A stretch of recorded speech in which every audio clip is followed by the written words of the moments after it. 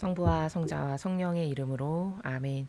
예수님과 어머니 하나 되신 성심을 통해 신성하신 하느님 아버지의 피앗의 나라, 그리고 아버지를 완전히 빼어닮은 작은 태양이 되기를 갈망하는 그 나라에서 아버지께서 사랑하시는 천상천하의 온 우주 만물과, 그리고 이 지상에 아버지께 속한 소수의 선의 세력의 남은 자녀들을 다 끌어안아 아버지만이 마땅히 받으셔야 할 모든 권리를 다 되돌려드리며 저희들을 하느님 아버지의 뜻으로 어서 빨리 통치하여 주시기를 열렬히 갈망하며 이 기도를 봉헌드립니다.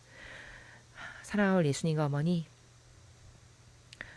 오늘도 저희 사명의 하나 된 영혼의 영들, 세상에서 이 사탄의 모든 어려운 가운데서 열심히 살아가고 있는 그들을 보호하시고 지켜주시며, 그들이 생각하고 행하고 말하는 모든 것 앞에 아버지의 신성이 앞서가시어 그 자녀들 가운데서도 아버지의 뜻만을 모두 이루어 주시옵소서. 또한 그들이 원하고 바라고 소망하는 모든 것이 아버지 뜻 안에서 이루어질 수 있도록 축복해 주시옵소서. 대한민국과 미국을 하나 되신 성심을 통해 아버지 뜻에 봉헌드립니다. 아버지만이 다스리셔야 할 모든 통치의 권한을 마귀가 가져가 수십 년, 수백 년, 아니 어쩌면 수천 년 동안을 어리석은 인간을 속이고 유린하며 이제 완전히 사탄의 자식으로 만들어버리는 지경에까지 이르렀습니다.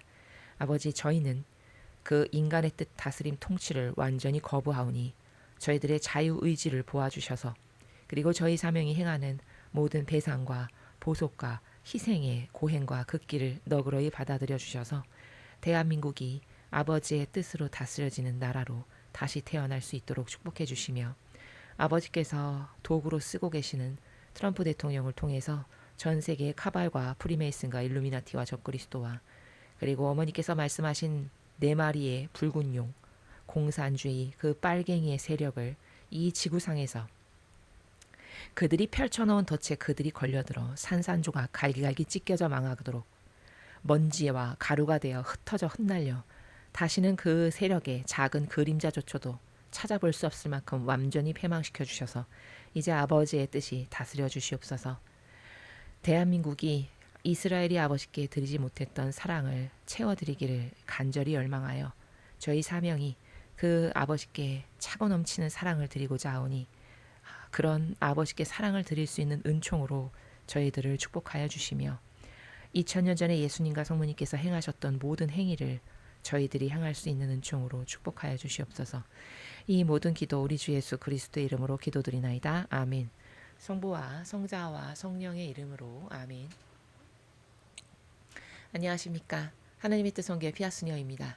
오늘은 천상의 책 21권 2장을 학습할 차례가 되었습니다. 오늘 2장의 내용은 어떤 내용인지 여러분들과 함께 좀 먼저 본문을 보고 오늘의 이 원대하신 하느님 아버지의 그 지고하신 바다와도 같은 세계에 대해서 함께 학습해 보도록 하겠습니다.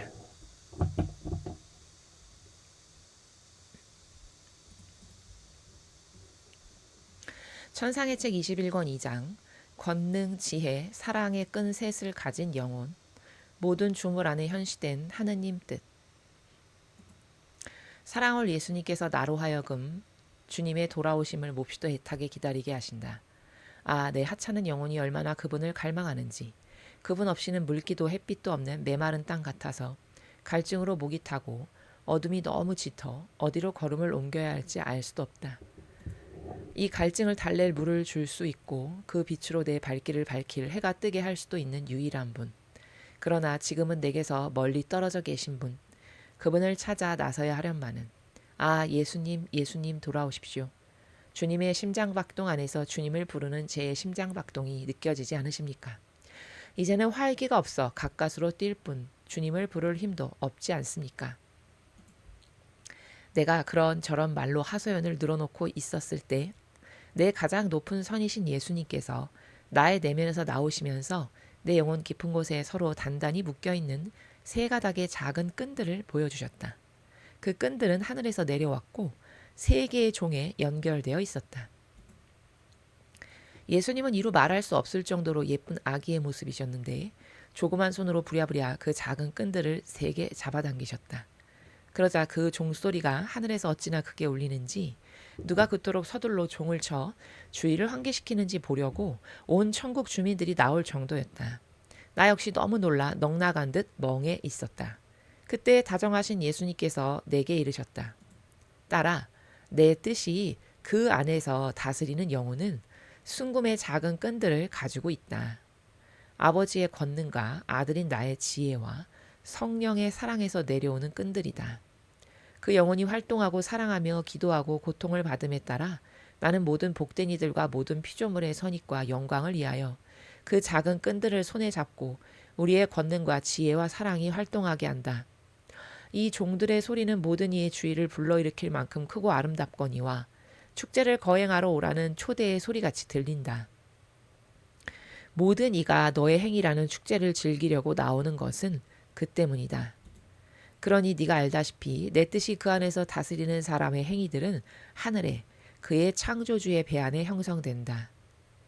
이들이 권능과 지혜와 사랑의 끈 세 가닥을 통하여 땅에 내려오고 우리 성삼위에게 합당한 영광을 되돌려주기 위해 다시 그들의 원천으로 올라가는 것이다.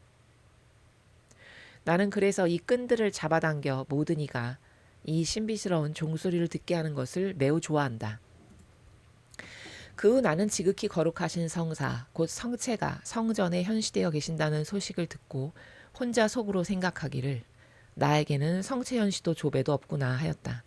그러자 다정하신 예수님께서 내게 다른 아무것도 생각할 겨를을 주시지 않고 내 안에서 나오시어 이렇게 말씀하셨다. 딸아, 너에게는 현시가 필요하지 않다. 내 뜻을 실행하는 사람에게는 내 뜻이 모든 조물 안에 나타내 보이는 더 크고 더 지속적인 현시가 있는 까닭이다. 더욱이 각 조물은 내 뜻에서 생명을 받기에 존재하는 조물의 수만큼이나 셀 수 없이 많은 현시를 이루는 것이 내 뜻이다.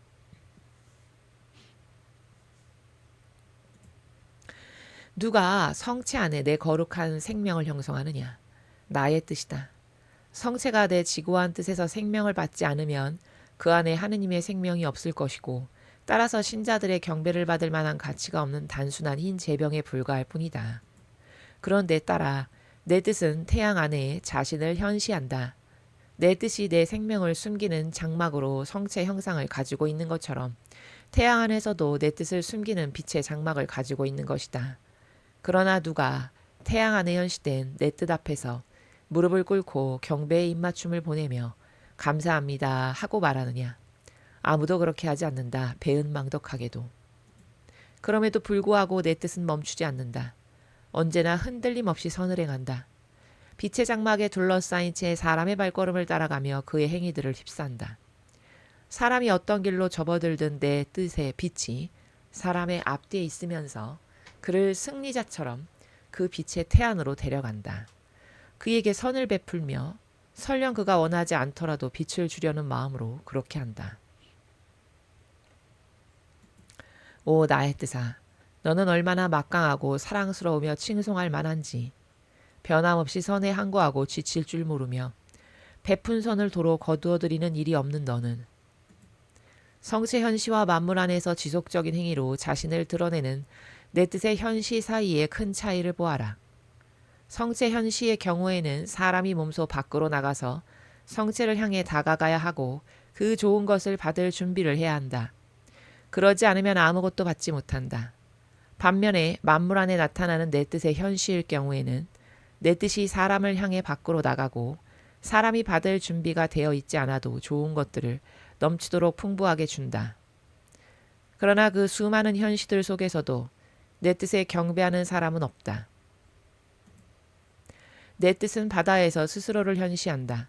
성체의 상징인 태양 안에선 그 자신의 빛과 열을 주고 좋은 것들을 수없이 주되 언제나 침묵 중에 주고 얼마나 끔찍한 죄악들을 보든 한마디 말도 나무람도 없지만 바다에서는 물의 장막 속에서 아주 다른 방식으로 스스로를 나타내 보인다.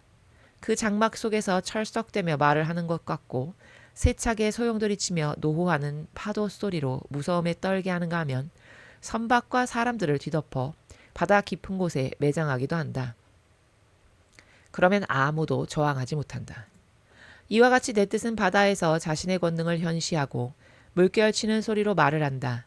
사납게 일어나는 큰 물결로 말하고 엄청나게 거대한 파도로 말하면서 사람을 불러 내 뜻을 사랑하며 경외하라고 한다. 그러나 자신의 말을 귀담아 듣지 않는 것을 본 이 뜻은 거룩한 정의를 나타내 보이면서 바닷물의 장막을 폭풍으로 바꾼다. 그리하여 가차없이 사람에게 덤벼든다. 사람들이 창조된 만물 안에 나타난 내 뜻의 모든 현시들에 주의를 기울인다면 언제나 경배하는 자세로 있을 것이다. 내 뜻의 향내가 퍼진 꽃핀 들판에 현시된 내 뜻에 경배하기 위해서, 또한 내 뜻의 온갖 단맛이 퍼진 열매 달린 나무들에 현시된 내 뜻에 경배하기 위해서 말이다. 내 뜻이 거룩하고 특별한 자기 현실을 하지 않은 조물은 하나도 없다. 그런데 사람들은 내 뜻에 합당한 영예를 주지 않으니 모든 조물 안에 나타난 지고한 피앗의 현시에 항구한 경배를 유지하는 것이 너의 임무다.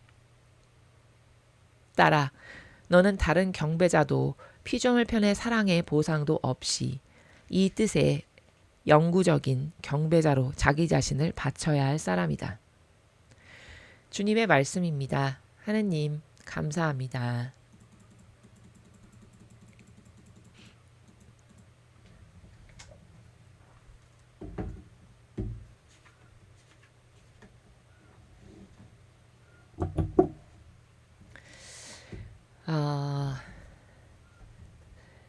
여러분 지금 천상의 책 21권 2장을 저와 함께 보셨습니다.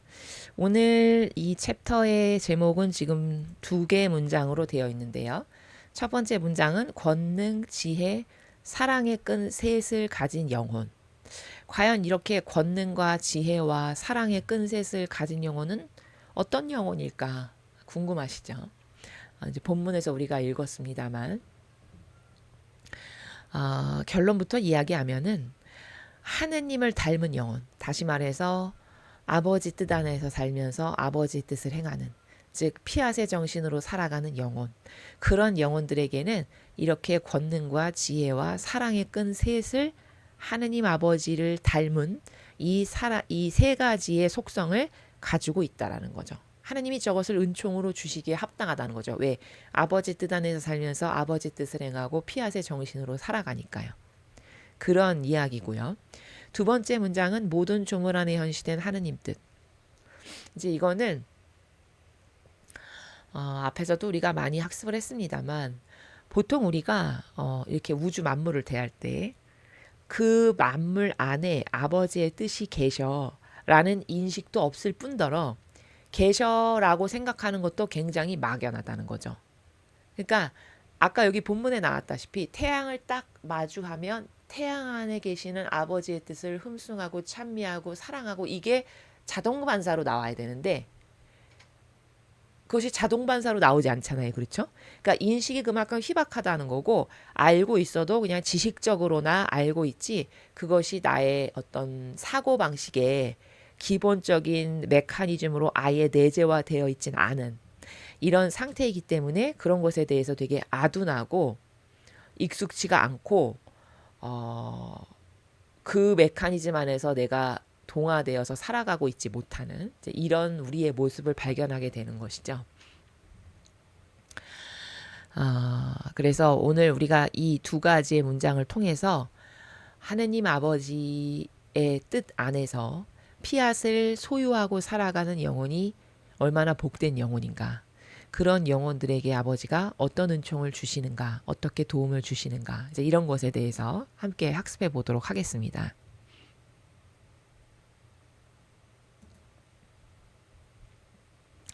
사랑할 예수님께서 나로 하여금 주님의 돌아오심을 몹시도 예하게 기다리게 하신다.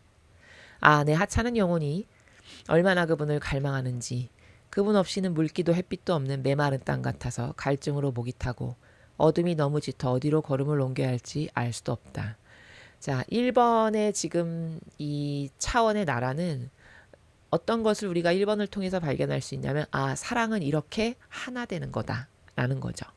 사랑은 이렇게 루이사 피카레타가 예수님과 하나 되신 것처럼 그렇게 완전히 하느님의 뜻 진리 가운데 하나 되는 겁니다. 이게 사랑이에요. 근데 하나 되어 있는데 못 보니까 그리움이 끌어 넘치는 그런 상황이죠. 그래서 제가 이 앞에도 말씀을 드렸던 것 같은데 사랑은 이게 정상이에요. 안 보면 보고 싶고 애가 끓고 열정으로 끓어오르고 보고 싶은 마음이 막 이렇게 그래서 막 갈망을 하는 이게 정상이에요.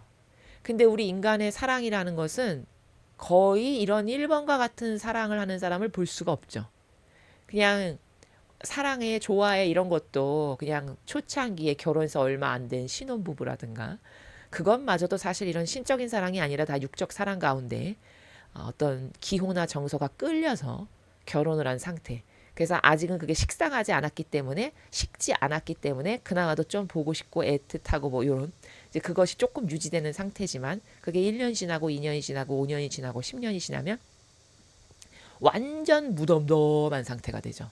그리고 어떤 경우에는 대다수의 그 자매님들이 그러신 것 같은데 없는 게 더 편한 이제 이 상태로 돌입하게 되죠. 사실 없는 게 더 편한 상태로 돌입하면 사랑은 이미 끝난 거예요.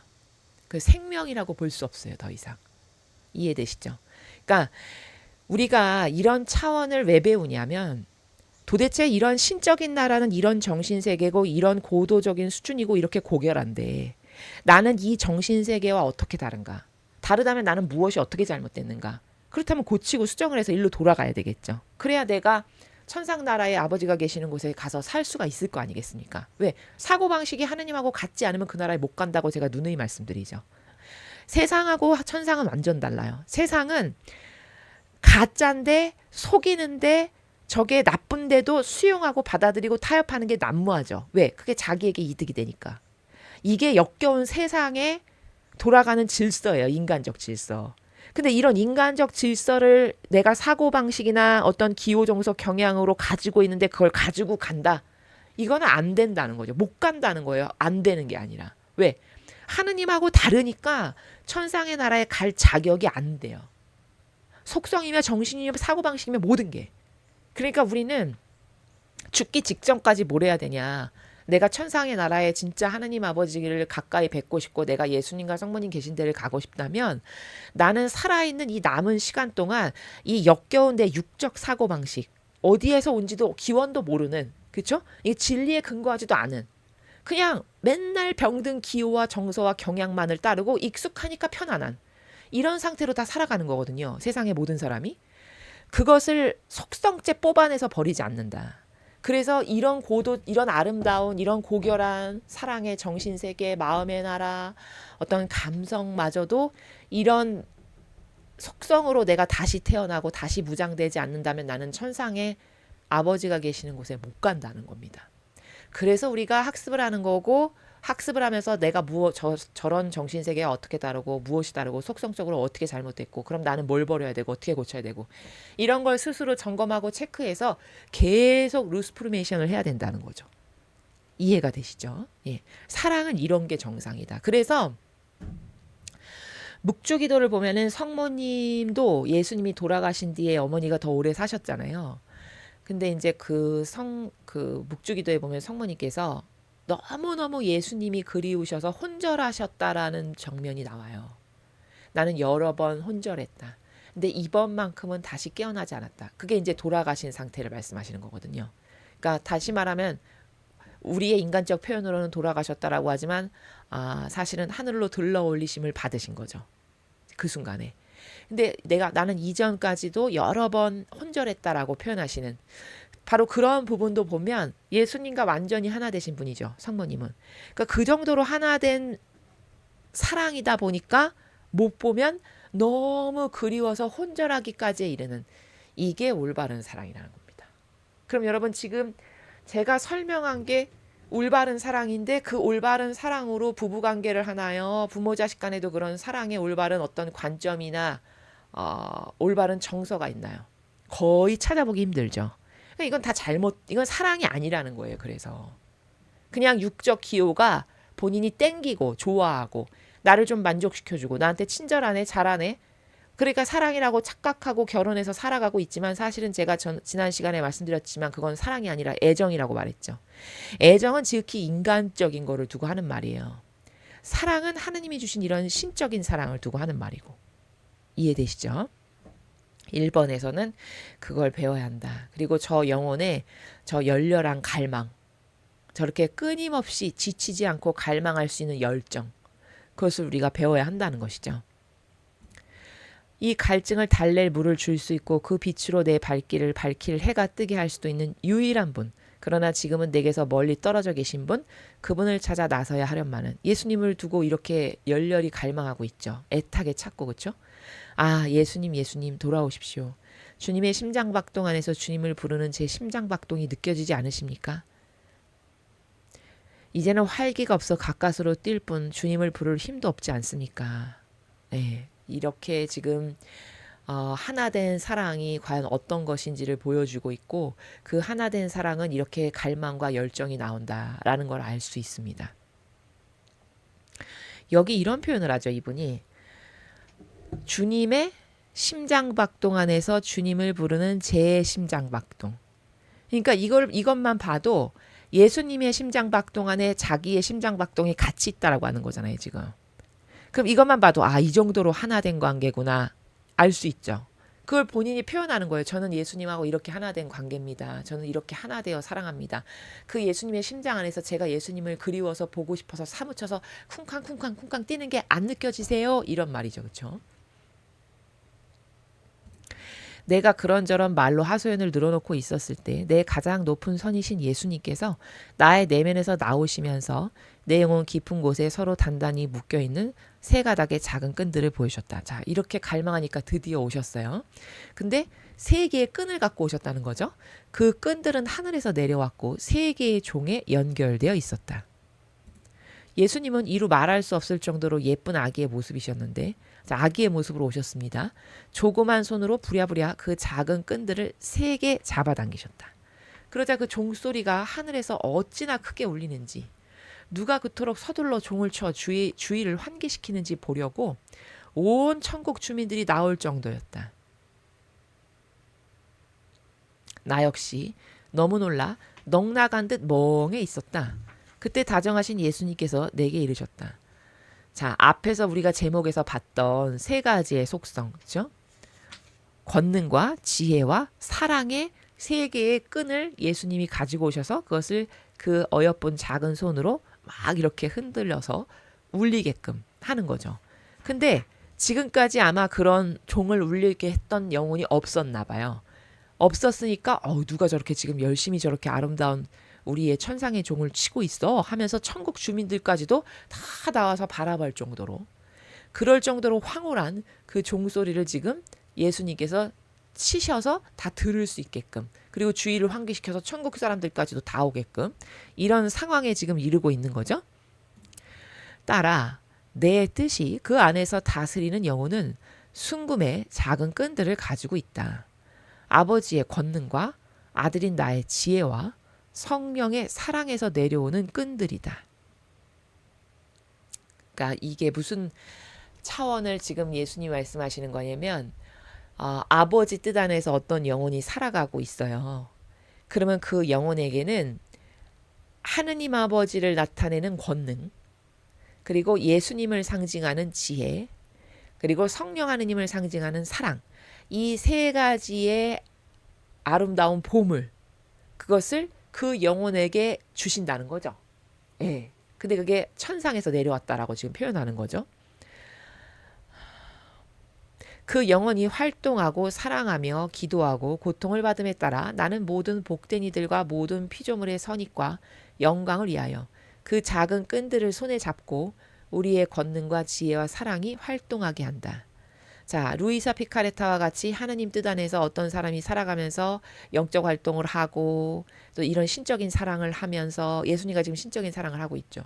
또 인류를 위해서 기도하고 또 인류의 죄악을 대신 본인이 배상과 보속하면서 고통을 받고, 이게 다 신적 활동을 하는 거죠. 지금 자기를 위해서 하는 게 아니라 하느님을 위해서, 하느님의 백성들을 위해서, 진리를 보호하기 위해서, 순전히 아버지를 위해서 하고 있잖아요. 지금 이런 신적 활동, 이런 행위를 할 때마다 아버지께서, 그리고 예수님께서, 성령 하느님께서 도움을 주시는데 권능이라는, 지혜라는, 사랑이라는 도움을, 은총을 이 영혼에게 주신다는 거예요. 왜? 그 하느님 뜻 안에서 살아가는 삶을 더 잘 살아서 더 많은 선익을 창출하게 하려고. 이해되셨죠? 예, 그래서 그렇게 활동하게 한다.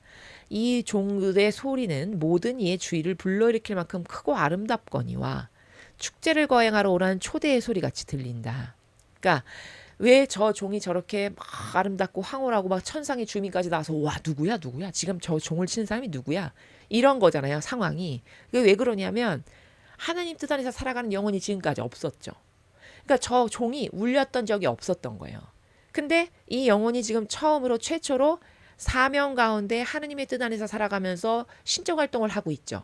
아버지의 나라를 위해서, 진리를 지키기 위해서, 인류를 구하기 위해서 이런 신적 활동을 하고 있다 보니까 야 드디어 우리 뜻 안에 살아가는 영혼이 왔어. 야 내가 이 은총을 줘도 합당하다. 왜? 쟤는 내 뜻을 행하는 애니까 해서 이런 은총 이런 은총 이런 은총 위대한 세 가지 은총을 지금 줬어요. 그 줬다는 게 천상에서는 그게 막 울려서 소리를 내는 걸로 표현을 하시는 거예요. 그러니까 여태까지 울리지 않았던 종을 도대체 누가 울리는 거야? 우와 어떤 영혼이었어? 이렇게 해서 천상의 영혼들이 막 쳐다보고 황홀해하고 와 저런 영혼이 지상에도 있구나 막 이렇게 지금 그런 상황인 겁니다. 그래서 여기 초대의 소리 같이 들린다. 야 이런 영혼이 있으니까 여러분이 와서 보세요. 이렇게 아버지 뜻 안에서 살아가려고 피앗으로 살아가는 영혼이 있어요. 하니까 모든 사람이 지금 천상의 왕국에서도 초대를 받아서 우와 진짜 어디 어떤 영혼이야 이러면서 와서 바라보는 이런 상황을 묘사하시는 거죠. 모든 이가 너의 행위라는 축제를 즐기려고 나오는 것은 그 때문이다. 자, 그 때문이다. 제가 지금 설명을 한 거예요. 왜 이렇게 천상의 영혼들이 난리가 나서 쳐다보고 바라보고 황홀해하고 박수치는지. 지금까지 그렇게 하느님의 피앗으로 창조된 영혼이 다 지멋대로 역겨운 자아의 종이나 돼서 마귀 밥이 됐는데 거기서 되돌아와가지고 그 아버지께 온전히 속해서 하나 되려고 하는 영혼이 있단 말이야? 정말? 이러면서 그게 축제지 뭡니까? 되돌아왔으니까. 그 축제를 즐기려고 천상의 주민까지도 다 나와서 이렇게 막 쳐다보는 이런 상황을 지금 묘사를 하시는 거예요. 예수님께서. 과연 축제 중에 축제죠. 지금 몇천 년 만에 하느님의 뜻 안에서 살아가려고 되돌아온 영혼이 생겼으니까 축제 중에 축제지 뭡니까? 6천 년 만에 생겼으니까 그렇죠? 그러니 네가 알다시피 내 뜻이 그 안에서 다스리는 사람의 행위들은 하늘에 그의 창조주의 배 안에 형성된다. 이들이 권능과 지혜와 사랑의 끈 세 가닥을 통하여 땅에 내려오고 자 이렇게 어떤 영혼이 피앗을 지니고 살아가고 있어요. 아버지 뜻 안에서 살아가고 있어. 그러면 하느님이 와 나를 잘 닮은 자식이 드디어 올바르게 되돌아온 애가 하나 있구나 해서 너무 감동하셔서 이런 권능과 지혜와 사랑의 끈 세 가닥을 은총으로 주신다는 거예요. 땅에 내려오고가 그거예요. 은총으로 주신다. 근데 이런 영혼은 우리 성삼위에게 합당한 영광을 되돌려주기 위해 다시 그들의 원천으로 올라간다. 이게 무슨 말이냐면 아버지가 감동받으셔서 이런 그 아버지 뜻 안에서 살아가는 피앗의 행위를 더 잘하라고 이런 은총을 주시면 이런 피앗을 소유한 영혼은 이 받은 은총으로 더 많은 효용과 가치를 양산하고 더 아버지의 뜻을 많이 행하고 하느님께서 기뻐하시는 일을 하니까 다시 받은 은총으로 원천으로 올라간다. 다시 되돌려 드리는 게 있는 거죠. 이 영혼은. 그 말이에요. 받아서 끝나는 게 아니라 상호작용을 잘하니까 이 사람은. 상응관계를 잘할 줄 아니까 받았으면 받아서 은총 받았어. 끝. 이게 아니라 받은 은총으로 더 기쁘게 해드리고 더 만족감을 드리고 더 행복하게 해드릴 만한 많은 풍요한 열매를 맺어서 다시 하느님께 드리는 이걸 한다는 거죠. 이런 사람은. 그래서 여기 표현하기를 성삼위에게 합당한 영광을 되돌려주기 위해라고 표현하죠. 다시 그들의 원천으로 올라간다. 이 말이 그 이야기입니다. 그러니까 이 육적 영혼, 육적 차원에서 살아가는 영혼은 그냥 은총 받았어. 막 은총 받았네. 막 좋아하면서 끝나잖아요. 근데 이런 영혼은 피앗으로 살아가는 영혼, 아버지 뜻 안에서 살아가는 영혼은 특징이 뭐냐면 끊임없이 창조를 한다는 거예요. 왜? 하느님을 닮았으니까. 여러분, 아버지는 창조의 주인이시죠. 생명의 근원이고 원천이시죠. 자, 잘 보세요. 태양을 보세요. 아버지의 뜻, 피앗으로 창조된 태양은 멈춤이 있어요? 없죠. 끊임없이 빛을 양산해서 지상에 주죠. 그럼 이게 뭐예요? 멈추지 않고 끊임없이 아버지께 받은 피앗의 은총으로 자기가 열 에너지를 만들어서 지속적으로 되돌려주는 게 있잖아요. 이게 창조의 행위예요. 하느님을 닮은. 멈추는 게 없죠. 그렇죠? 그러니까 이 피앗의 영혼도 그냥 은총 받았으면 하느님이 나를 사랑하시나 봐. 은총 받았네. 기쁘다 행복하다. 끝. 자기만 좋아지고 입 싹 씻고 끝. 이게 아니라 받은 것을 가지고 다시 마치 태양처럼 태양이 끊임없이 빛을 양산하듯이 이런 영혼도 하느님 아버지께서 기뻐하실 만한 열매를 다시 맺어서 또 되돌려드리는. 그럼 아버지는 그 열매를 받으시고 와, 얘 봐라. 얘 이렇게 내가 권능과 지혜와 사랑의 은총을 주니까 또 이런 열매를 맺어서 나한테 또 되돌려주지 않니? 야, 내는 더 축복해야 되겠어. 또 축복을 주시고. 그럼 받은 축복으로 이 영혼은 더 감동받고 더 하느님을 사랑해서 더 많은 열매로 되돌려드리고. 이걸 무한반복하는. 이게 피앗의 자녀는 이런 상호작용, 이런 순환의 원리 가운데 있다는 거예요. 그러니까 이런 피앗으로 창조된 만물과 닮았죠. 속성적으로 태양과 닮았잖아요. 바로 그것을 두고 이렇게 표현하시는 겁니다. 근데 보통의 인간은 열매를 맺어서 다시 되돌려드리는 창조 행위를 할 줄 모르죠. 예, 막혀서 그런 거예요. 막혀서. 영적인 세계가 막혀서 뭘 받았어도 똑바로 감사드릴 줄도 모르고 받은 것을 다시 활용해서 더 큰 열매를 맺어드릴 줄도 모르는, 이게 영적으로 막힌 겁니다. 근데 저 피앗의 자녀는 아버지 뜻 안에서 수많은 창조 행위를 하는 자녀는 하느님의 속성을 닮았기 때문에 받았으면 끝나는 게 아니라 그걸 통해서 또 되돌려드리고, 그럼 아버지는 감동받아서 더 큰 은총을 주시면 그 받은 은총으로 더 큰 열매를 맺어 또 드리고, 이 무한반복적인 순환의 과정 중에 있다는 거죠. 그걸 지금 설명하는 겁니다. 이해되셨죠? 나는 그래서 이 끈들을 잡아당겨 모든 이가 이 신비스러운 종소리를 듣게 하는 것을 매우 좋아한다. 예수님이 온 우주 만물이 이 신비스러운 종소리를 듣는 것을 매우 기쁘대요. 왜? 봐라. 6,000년 만에 다시 이렇게 피앗으로 살아갈 내 자녀가 생겼어. 이렇게 되돌아온 내 자녀가 생겼다.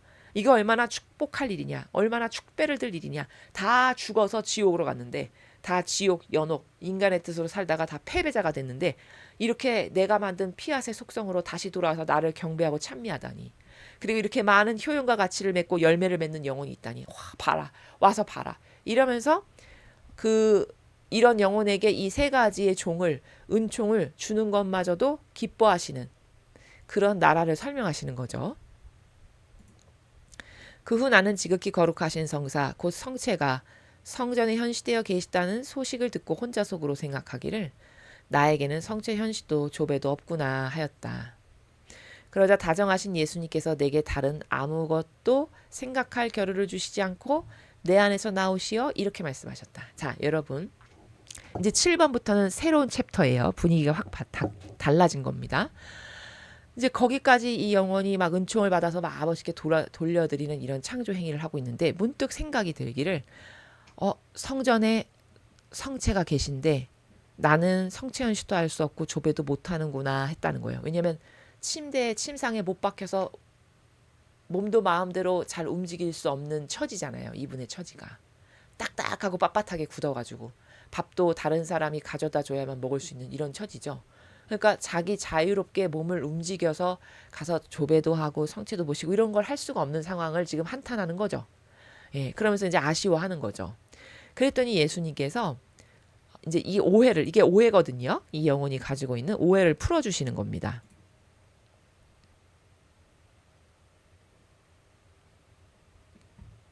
딸아, 너에게는 현시가 필요하지 않다. 자, 성체 조배 하면 성체를 이렇게 바라보는 현시를 하는 거죠. 그렇죠? 성체를 영하는 것. 내 안에 예수님께서 오시는 거죠. 그런 것들이 너한테는 필요하지 않대요. 왜 그럴까? 내 뜻을 실행하는 사람에겐 내 뜻이 모든 종을 안에 나타내 보이는 더 크고 더 지속적인 현시가 있는 까닭이다. 자, 여러분, 조배의 현시는 그냥 잠깐 내가 응시하고 바라볼 때만 있는 거지 나오면 사라지는 거잖아요. 그렇죠? 성체를 영하는 것도 마찬가지죠. 내 안에 오셨어. 그러나 소화돼서 내려가잖아요. 그렇죠? 그러니까 그게 오래 지속될 수 없는 것들이잖아요. 다 한시적인 거잖아요. 그런데 예수님 말씀은 너는 모든 조물 안에 나타내 보이는 더 크고 지속적인 현시가 너한테 항상 있잖아. 무슨 말이냐면, 자, 태양 안에 아버지의 뜻이 있으십니까? 없으십니까? 있으세요. 그러니까 태양을 바라보면 성체 현시하는 것보다 더 리얼한 아버지의 영을 마주하는 거예요. 이해되시죠? 자, 별을 봤어. 별이 자기가 멋대로 생겨나고 싶어서 생긴 게 아니라 아버지의 뜻 피앗으로 생겨난 거잖아요. 그럼 그 별 안에는 하느님의 뜻이 있으신가요, 없으신가요? 있어요. 그러니까 그 별 안에 하느님의 뜻을 나는 매일 내가 마음만 먹으면 밖에 나가서 바라보면서 마주할 수 있는 거예요. 아버지 영을. 또 꽃 안에도, 나무 안에도, 고양이 안에도, 강아지 안에도 다 아버지의 뜻이 있어요. 그렇다면 내가 나를 덮고 있는 온 우주 만물에는 다 하느님 아버지의 뜻으로 도배가 되어 있는 거예요. 사실은. 그런데 내가 인정하지 않고 의식하지 않다 보니까 그 온통 내 주변에 하느님의 뜻이 온통 가득하신데 그냥 마음만 먹으면 그냥 24시간 계속 아버지의 뜻을 이렇게 바라보면서 찬미도 드리고 속삭일 수도 있고 말씀도 나눌 수 있고 교감도 할 수 있는 건데 내가 그걸 인정을 안 하고 인식을 안 하다 보니까 접어버리고 닫아버리는 이런 상황에 처해 있는 거죠. 지금 우리도. 지금 이 사람도 마찬가지죠. 그것에 대한 인식이 좀 희박한 거죠. 그렇죠? 그러니까 예수님은 현실하는 건 네가 말하는 조배나 성체를 영하는 건 일시적인 거잖아. 다. 봤다가 몇십 분 봤다가 이제 집에 갔어. 그럼 끝나는 거지. 영성체도 마찬가지잖아. 녹아서 내려가서 소화될 거잖아. 그럼 잠시 머무는 거지. 근데 그게 필요가 없어. 왜? 온 우주 만물 조물 안에 내 뜻이 다 있는데 바라만 보면 다 아버지의 뜻인데 경배하고 찬송하고 찬미드리고 속삭이고 교감을 나누고 사랑을 드리고 계속 볼 수 있는 건데 너는 왜 굳이 조배와 성체를 영하는 것만 생각하니? 이 말씀이잖아요. 맞죠? 그래서 여기 내 뜻이 모든 조물 안에 나타나 보이는 더 크고 더 지속적인 계속 있는 거니까 우주 만물은 현시가 있으니까 너는 그런 현시가 필요치 않아. 일시적인 현시가.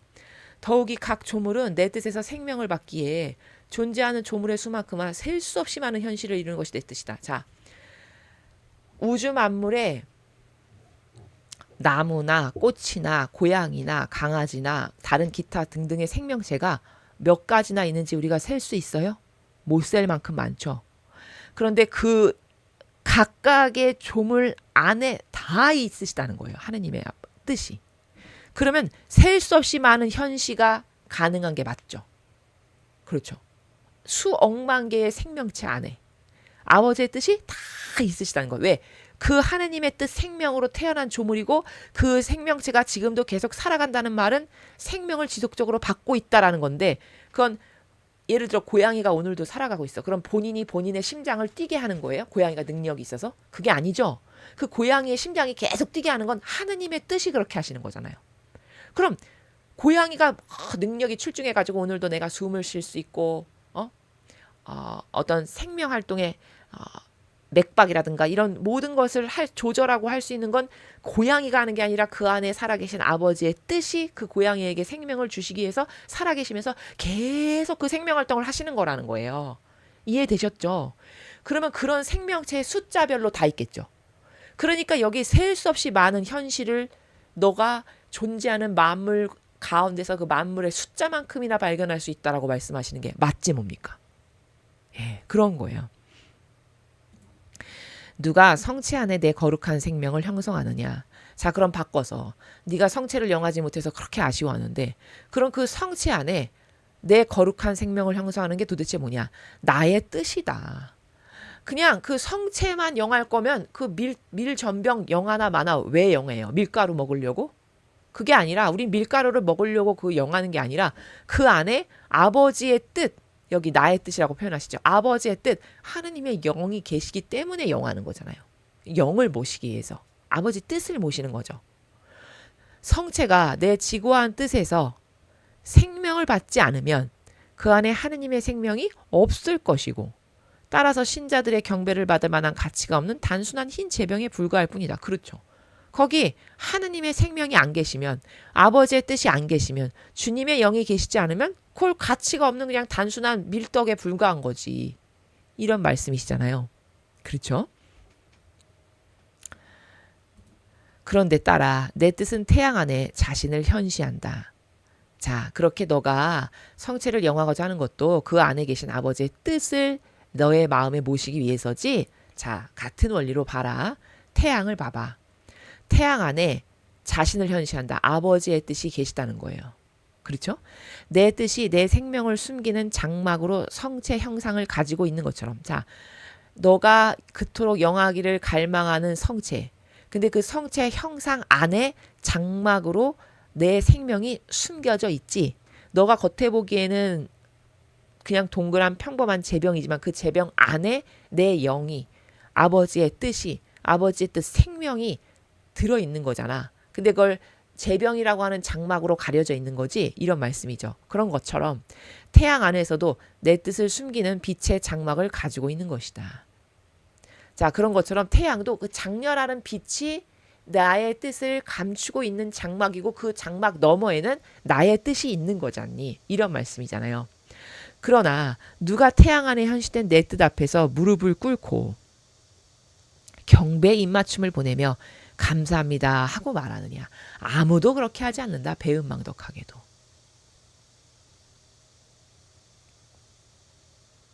그러니까 아까 제가 좀 전에 설명드린 것처럼 태양을 봤을 때도 아, 저 태양 안에 살아계시는 하느님의 뜻 생명이시여 감사합니다. 오늘도 온 인류를 아버지께 잘해드린 것도 없고 맨날 배은망덕과 모욕과 역겨움에 죄만 짓는데도 항구하고 지속적으로 이렇게 끊임없이 태양빛을 저희들에게 주셔서 저희들이 생명활동도 하고 이렇게 많은 먹을거리가 아주 풍성하게 그 장렬하는 태양으로 익어가게 하셔서 저희들의 입에까지 들어오게 하시는 아버지 사랑에 감사합니다. 이런 거 하는 사람 아무도 없지 않니?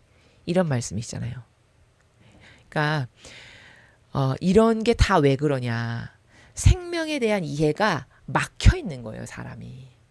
그냥 보이는 것에 그냥 무조건 눈에 보이는 거. 당장 눈앞에 떨어지는 이득. 그것만에 온통 관심을 갖고 포커스를 맞춰서 살아가는 인생을 수십 년, 수백 년, 수천 년을 살다 보니까 그것보다 더 중요한 건 근원이고 본질이고 원리고 이런 거거든요. 근데 근원, 본질, 원리 이런 거 말하면 요즘에 누가 듣겠습니까? 아우 저거 뭐 고리타분하게 지루하게 저거 뭔 말이야? 이렇게 생각하지 않을까요? 근데 어쩌나 신앙은 다 본질이고 원리인데 본질과 원리를 모르는 상태로 맨날 시계부락처럼 왔다 갔다 백날 해봤자 그건 그냥 종교 생활일 뿐이에요. 그리고 왔다 갔다 하는 거를 하느님은 아 쟤는 나를 사랑하는구나 아유 고맙다 이렇게 생각 안 하신다니까요. 이해가 되십니까? 그러니까 제일 안타까운 건 뭐냐면 이 신자들한테서 제일 안타까운 게 뭐냐. 시간 낭비, 돈 낭비, 에너지 낭비. 그럼 이런 뭐 열정 낭비 이런 거 다 낭비하는데 그럼 어떤 뭐 누리는 효과나 은총은 있냐. 그것을 투자한 것만큼의 걷어들이는 어떤 효용과 가치가 있어야 덜 아까울 거 아니에요. 돈 낭비, 에너지 낭비, 시간 낭비, 효용과 가치 낭비 이런 거 다 낭비를 하고 있는데 지금. 근데 그런 것을 투자해서 시간을 거기다 할애하는데 맨날 가서 마귀만 접목해서 온다면 이게 눈 뒤집어질 일이 아닙니까? 그렇죠. 지금 그런 꼴인 거예요. 온 인류가. 이게 얼마나 아까운 거예요.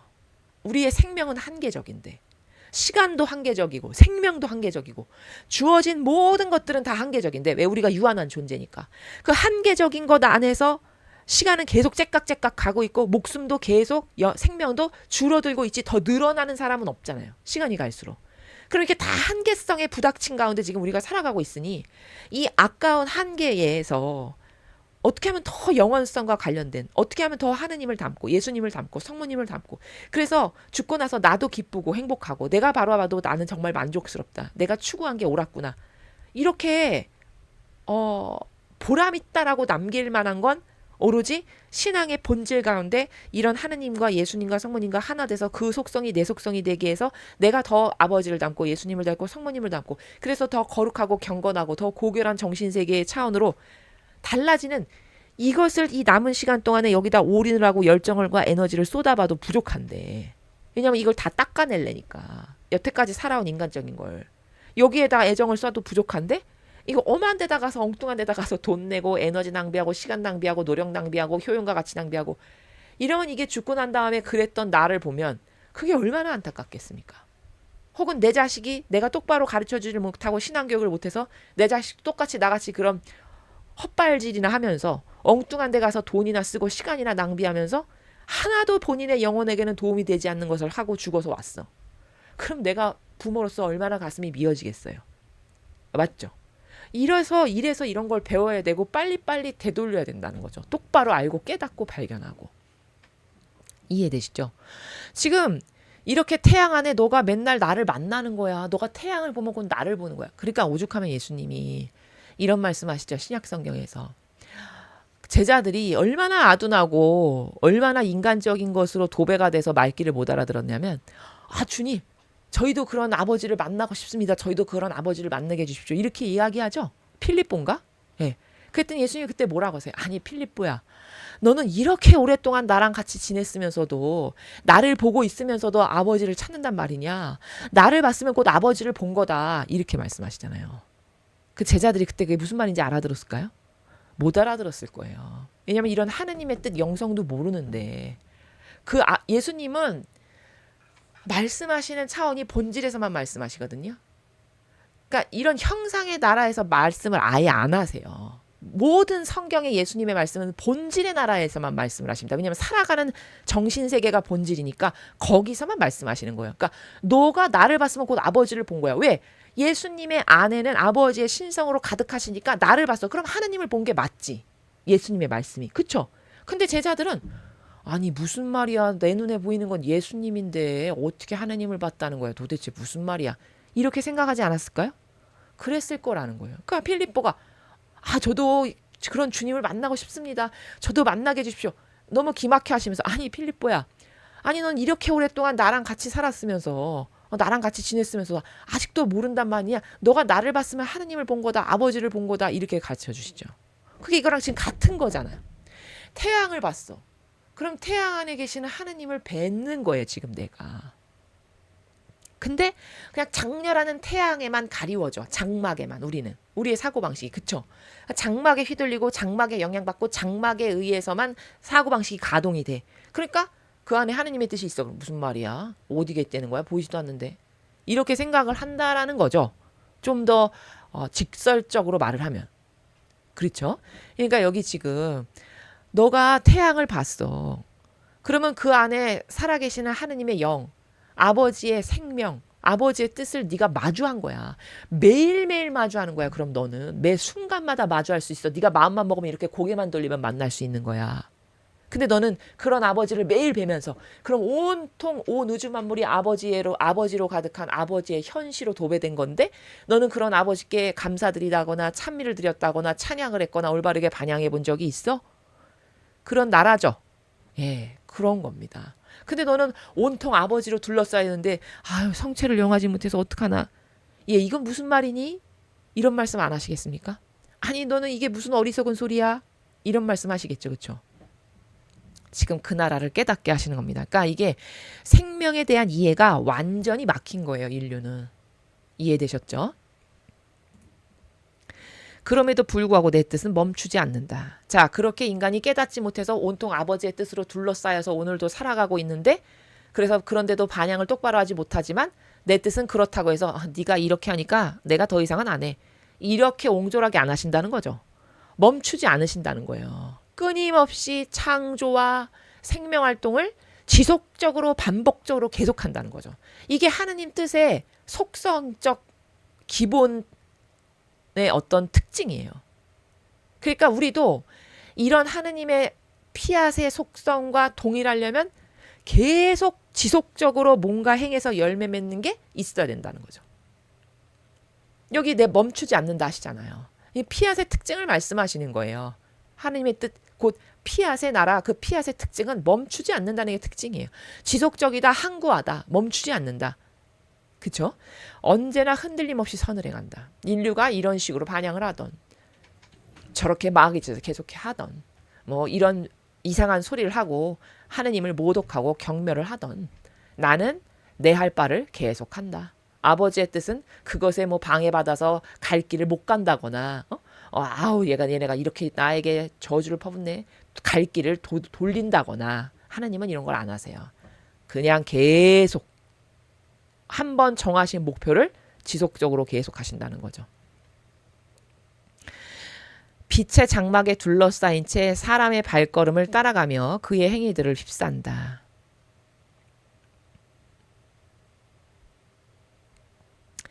그러니까 어떤 영혼이 행위들을 휩싼다는 거 뭐냐면 예를 들면 루이사 피카레타처럼 피앗의 속성으로 살아가고 아버지의 뜻을 행하는 영혼이 있어요.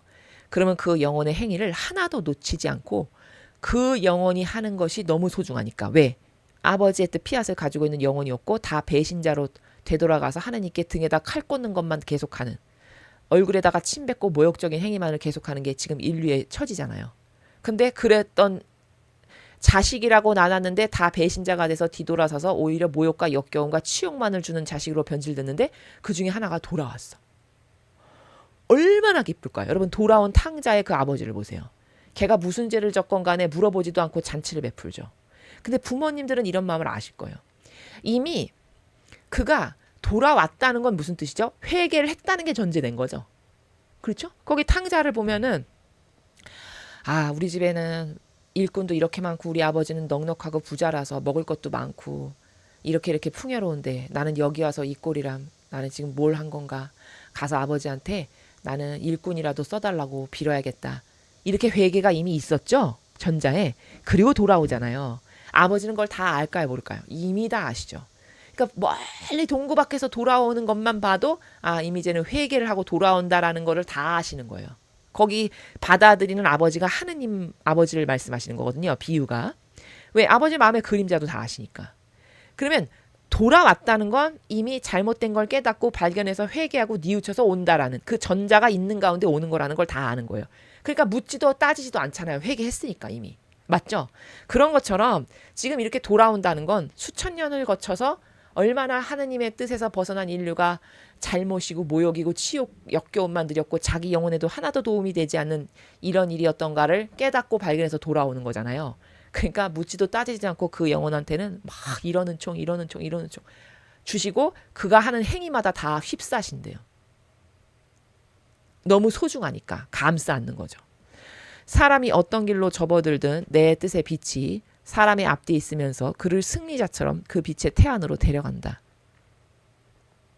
그에게 선을 베풀며 설령 그가 원하지 않더라도 빛을 주려는 마음으로 그렇게 한다. 그러니까 이건 누구를 두고 하는 말이냐면 온 인류한테 이렇게 하신다는 게 아니라 태양의 자녀, 피앗의 자녀, 하느님 뜻 안에서 그 아버지 뜻을 행하는 자녀, 그가 행하는 모든 행위가 너무 소중하고 지금 수천 년 만에 다시 처음으로 되돌려지는 행위들이니까 다 위대해서 온통 빛으로 감싸고 휩싸안고 앞뒤에서 그를 승리자처럼 빛으로 데려가고 선을 베풀고 이런 것을 아버지께서 그 영혼에게 행하신다는 거예요.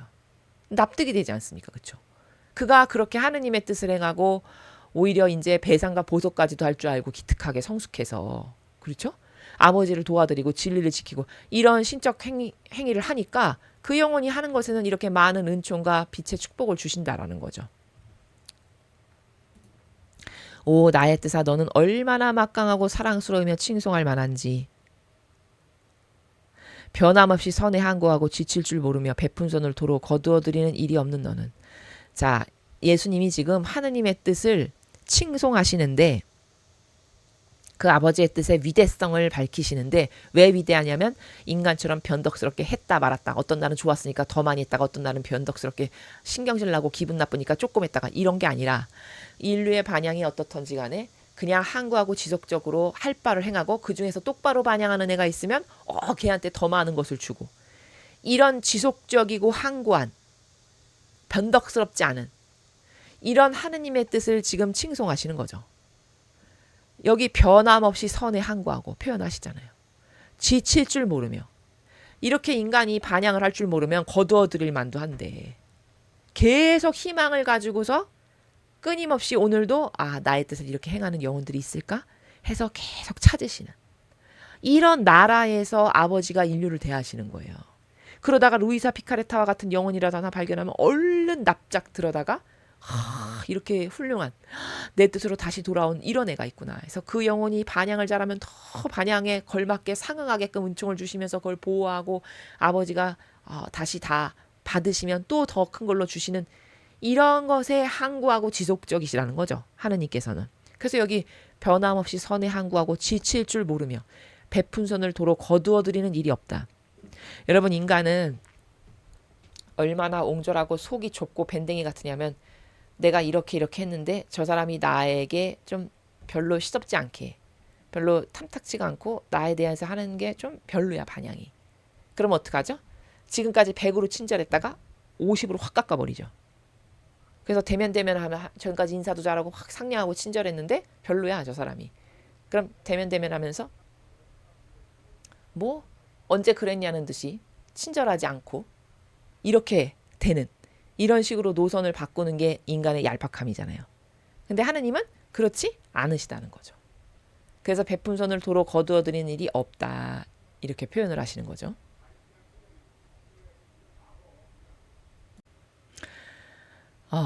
참고로 여기 지금 이 12절을 보면은요, 예수님께서 그 아버지의 뜻을 막 찬송하고 칭송을 하시잖아요. 근데 왜 이렇게 아버지의 뜻이 위대한 거냐면은 그 뜻 안에 피앗이 있기 때문에 순전히 위대한 거예요. 그래서 그 피앗의 속성을 변함없이 선에 항구하고 이렇게 칭송하시죠. 즉 그 하나님의 뜻이라는 것이 이렇게 위대하고 아름답고 고결하고 지고한 거는 그 속성이라는 거, 그 뜻이라는 것 안에 피앗이라는 속성이 있는 건데, 피앗이라는 건 기본이 항구하고 지속적이다. 변덕이라는 게 없다. 이런 거잖아요. 그래서 여기 속성을 칭송하시죠. 변함없이 선에 항구하고 지칠 줄 모르며, 이렇게 말씀하시잖아요. 그러니까 우리가 이런 정신 있죠. 변함없고 어떤 것을 한번 했으면 끝장을 보고 항구하고 지속적이고 성실하고 뭐 이렇게 피앗을 닮은 속성을 내가 가지고 살아가죠. 그런 정신과 마인드와 마음으로 살아가려고 노력을 하고 그런 속성을 자꾸 배양하려고 하고 실제적으로 그런 걸 가지고 살아가면, 그러면서 그런 행위를 하면 다 하느님이 차지하실 수밖에 없는 행위가 된다는 거예요. 그러니까 오늘 이 지금 우리가 배우는 이 챕터에서 제일 중요한 건 뭐냐면요, 내가 피앗의 속성을 가지고 있죠. 피앗의 정신이나 피앗의 어떤 특징, 지금까지 우리가 배운 이런 속성을 가지고 행위를 하면서 살아가죠. 그러면 하느님께서 오시지 마시라고 해도 오실 수밖에 없어요. 왜? 아버지랑 똑같은 속성을 가지고 있는 자녀를 발견했죠. 얼른 낚아채신다는 거예요. 와, 저기 나를 닮은 애가 있었어. 온 인류가 이렇게 온통 마귀밭인데 저런 애가 있단 말이야. 얼른 낚아채셔서 그 영혼 안에 아버지가 오시면서 친히 사시는, 이게 구현이 가능하다는 거예요. 그러니까 여러분이 나도 이렇게 하느님의 뜻 안에서 이런 루이사 피카레타처럼 이렇게 아름다운 행위를 많이 하면서 신적인 많은 열매를 맺으면서 이렇게 살고 싶어. 그러면 여러분이 피앗의 속성을 가지시라는 거예요. 피앗의 속성을 가지고 그 속성으로 아버지의 뜻을 행하고 신적 활동을 하고 여기 이 영혼처럼 진리를 보호하고 이런 기타 등등을 계속하면 아버지가 야, 저기 나를 닮은 아이가 있구나, 얼른 오셔서 차지하는, 이게 여러분 비법이고 무기입니다. 어떻게 하면 그렇게 될 수 있는가? 피앗의 정신과 속성을 가지시라는 거예요.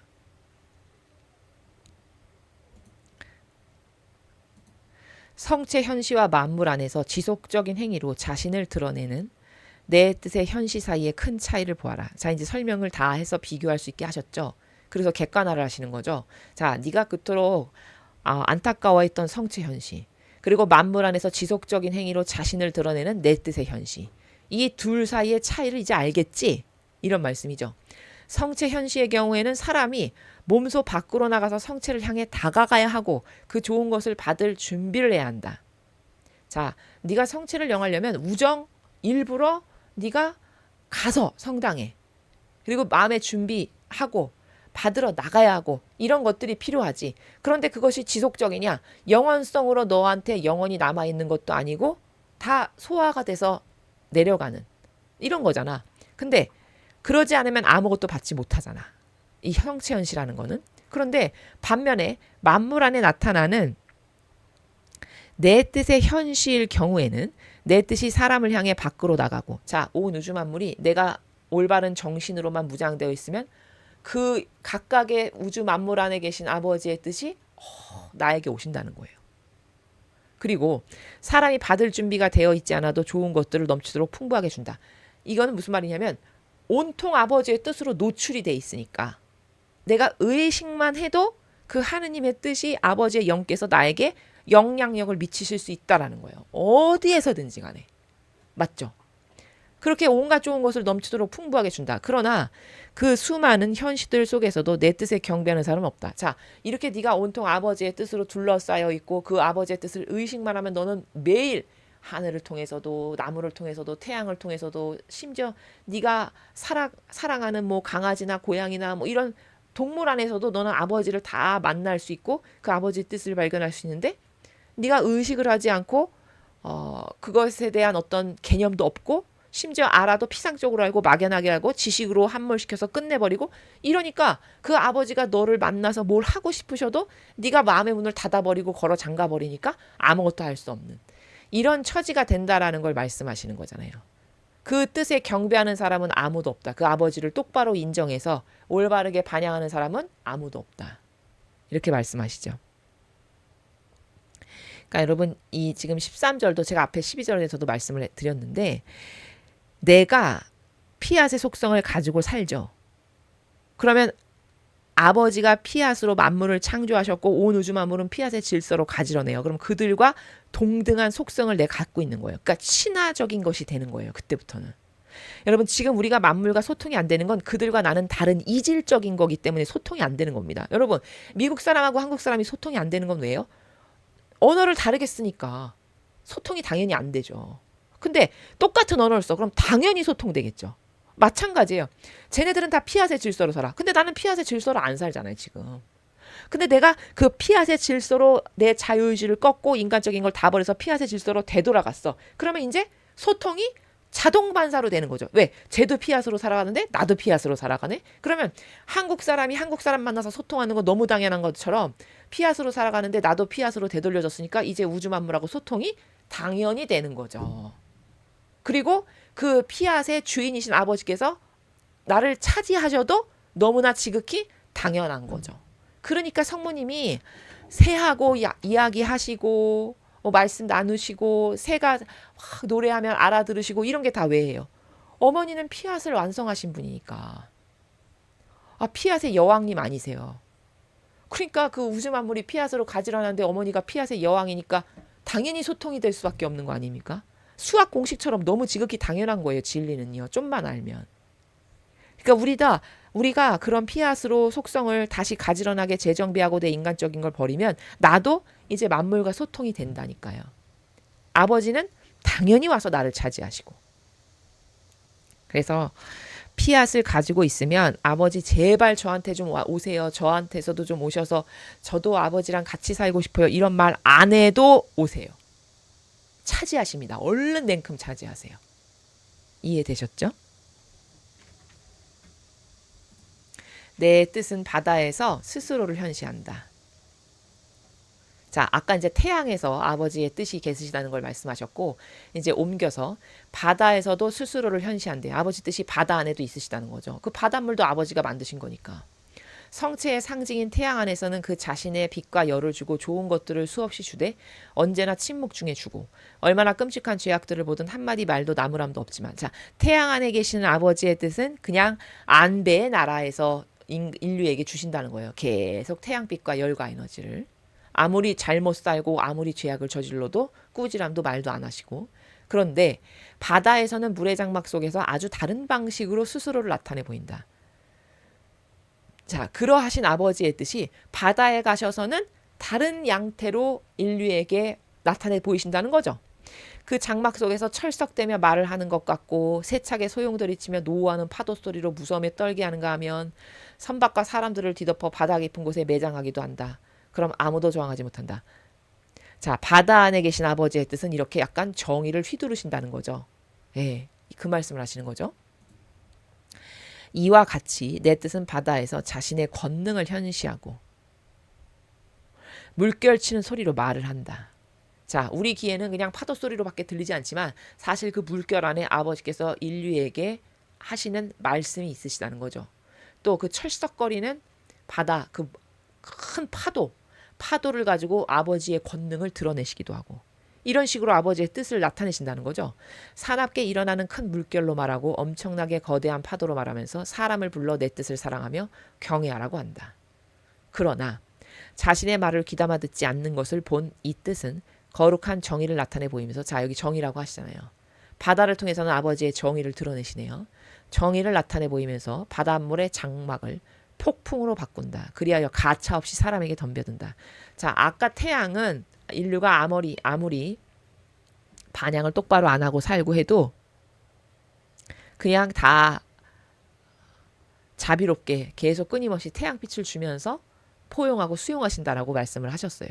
근데 바다에서는 똑같이 아버지의 뜻인데 그 바다의 거대한 파도와 소리로 인간에게 아버지께 똑바로 반영하지 않을 때 가차없이 덤벼들어서, 여기 덤벼든다고 표현하시죠. 덤벼들어서 뒤집어 엎기도 하고 그 소용돌이스에 휘말려서 죽게도 하고, 이런 식으로 아버지의 정의를, 똑바로 아버지를 경외하거나 찬미하거나 그 아버지의 뜻을 알아봐서 흠숭하거나 이런 걸 하지 않는 인류에게 그런 식으로 아버지의 정의를 나타내서 드러내 보이신다는 거죠. 이런 식으로 아버지께서 다스리신다는 거예요. 인류를. 아버지의 뜻을 이렇게 표출하시고 이렇게 말씀하시고 이런 식으로 인류를 다스리신다. 그런 말씀하시는 거죠. 아, 사람들이 창조된 만물 안에 나타낸 내 뜻의 모든 현시들의 주의를 기울인다면, 뭐 꽃 안에 있는 아버지의 뜻, 나무 안에 있는 아버지의 뜻, 바람 안에 있는 아버지의 뜻, 이런 모든 것들에 좀 주의를 기울인다면 언제나 경배하는 자세로 있을 것이다. 그렇겠죠. 이 전체가 다 아버지의 뜻으로 도처에 도배가 돼 있다면 내가 굉장히 조심하고 늘 몸가짐을 단정하게 하고 경외하는 마음으로 있지 않겠습니까? 근데 인식을 하지 않으니까 그냥 막 멋대로 사는 거죠. 그렇죠? 내 뜻의 향내가 퍼진 꽃핀 들판에 현시된 내 뜻에 경배하기 위해서, 또한 내 뜻에 온갖 단맛이 퍼진 열매 달린 나무들에 현시된 내 뜻에 경배하기 위해서 말이다. 이런 것 하나 안에 담겨져 있는 아버지의 뜻에 감사드리고 경배를 드리지 않겠니? 인간이 똑바로 하느님의 뜻이 온 우주 만물 가운데 계시다는 걸 인식을 한다면, 이런 말씀이시죠. 그러니까 우리가 이런 16절을 보면은요, 뭘 할 수 있냐면, 아, 지금 시대는 이토록 하느님을 만나기가 쉬운 시대구나. 이렇게 마음만 먹으면, 내가 지금 인식을 오늘 똑바로 학습을 했죠. 그럼 여러분은 당장 지금 이 순간부터 바람을 바라볼 때, 태양을 바라볼 때 마음가짐이 달라지실 거예요. 맞죠? 지금까지는 몰랐으니까 그냥 막 살았는데 이제 배웠으니까 개념이 생긴단 말이죠. 우리 안에. 개념이 생기고 개념이 관점이 되고 관점이 원리가 되잖아요. 원리가 돼서 나를 장악하죠. 그러면 그 원리가 굉장히 무서운 지배력을 가져요. 내 안에서. 그래서 그 원리에 근거해서 사고방식을 움직이게 되거든요. 그럼 여러분이 내일부터는 바람을 봐도, 햇빛을 봐도, 길가에 피어있는 작은 꽃 한 송이, 풀 한 포기를 봐도 지금 오늘과 똑같은 마음은 아닐 거예요. 최소. 그러하겠죠. 이 강의를 똑바로 들었다면. 예. 사람의 인식 체계를 바꾸는 게 이렇게 중요한 겁니다. 교육이 이렇게 중요한 거예요. 올바른 관점을 가지게 됐으니까 여러분이 만물을 대할 때 그 안에 계신 아버지를 흠숭하고 사랑하고 최소 감사합니다 한마디라도 할 줄 아는 자녀들이 될 수 있잖아요. 그렇죠. 그럼 아버지는 그만큼 기뻐지시고 그만큼 행복하시고 그만큼 노여움과 역겨움을 푸실 수 있죠. 이런 게 반향이라는 거예요. 인류의 반향. 그래서 지금은 마음만 먹으면 하느님을 만나기가 너무나 쉬운 시대다. 지금 이런 것들을 보면 그냥 온 우주 만물이 다 아버지의 뜻인데 내가 인식만 안 하고 인정을 안 해서지 못 만나는 게 아니라는 거죠.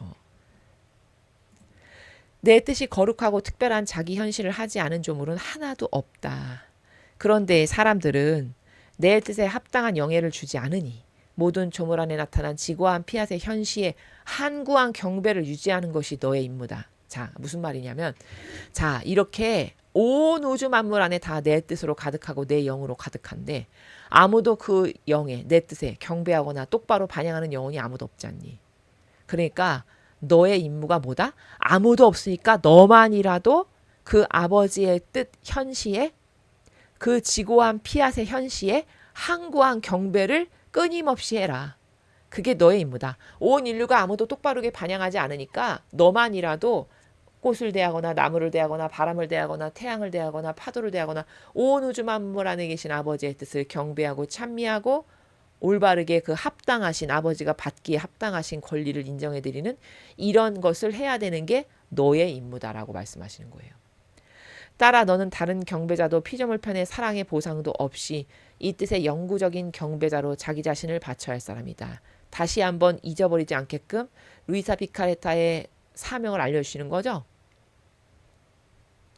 어느 누구도 하고 있지 않으니 너만이라도 이 뜻, 하느님의 뜻에 영구적인 경배자. 영구적이라는 거는 영원히 하라는 거잖아요. 한번 했다가 말았다가 좋았다가 말았다가 이렇게 하는 게 아니라 지속적이고 항구하게 영구적으로 그 아버지 뜻에 경배자로서 너 자신을 바쳐서 그 아버지가 마땅히 받으셔야 될 사랑, 감사, 찬미, 영광, 흠숭, 존경, 아버지만이 다스리셔야 될 권리, 이런 것들을 다 되돌려드리는 사람이 되어야 할 것이다 라고 가르쳐 주시는 그런 내용입니다.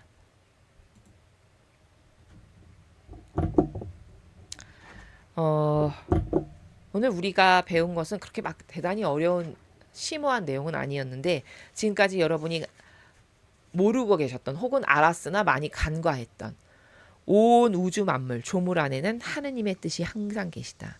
그럼 내가 굳이 하느님의 뜻 안에서 살아간다면 이미 내 영혼 안에 아버지가 계세요. 같이 계시는, 살아가시는 거예요. 지금 루이사 피카레타 같은 사람은, 즉 이것은 피앗의 자녀를 두고 하시는 말씀인데, 오늘 우리가 배운 건 피앗의 자녀는 이미 아버지가 함께 계세요. 그 영혼 안에. 그러니까 함께 계시는데 무슨 성체를 또 따로 영해. 영할 필요가 없지. 그 말을 하시는 거거든요. 오늘 너는 이미 예수님하고 같이 살아가고 있잖아요. 이미 아까 마음 안에서 쑥 나오신다고 했죠. 이미 같이 계시다니까요. 마음 안에 같이 모시고 살아가는데 무슨 또 성체를 영할 필요가 없지. 이런 영혼에게는 영할 필요가 없다는 거예요. 같이 살아가는 피앗의 자녀에게는. 그리고 더불어 온 우주 만물 안에는 그 아버지의 뜻이 다 계시니까 너가 굳이 막 조배로 성체를 막 현시해야 되는 그런 것하고는 비교할 수 없을 만큼 24시간 너가 맘만 먹으면 언제든지 아버지를 현시하는 거다. 똑바로 반영만 한다면. 그 말씀이죠. 오늘 배운 게. 그리고 그 피앗의 속성을 가지고 네가 살아간다면 오시지 마세요도 너에게 하느님께서 자동으로 오신다. 너무 소중하게 여기신다. 그 영혼을. 자동으로 오셔서 너를 취하신다. 내 마음 안에 오셔서 같이 사신다는 거예요. 그리고 그런 영혼에게는 그가 많은 열매를 맺고 아버지가 기뻐하실 일을 잘하니까 더 잘할 수 있게끔 권능과 지혜와 사랑의 끈, 그러한 은총들을 주신다.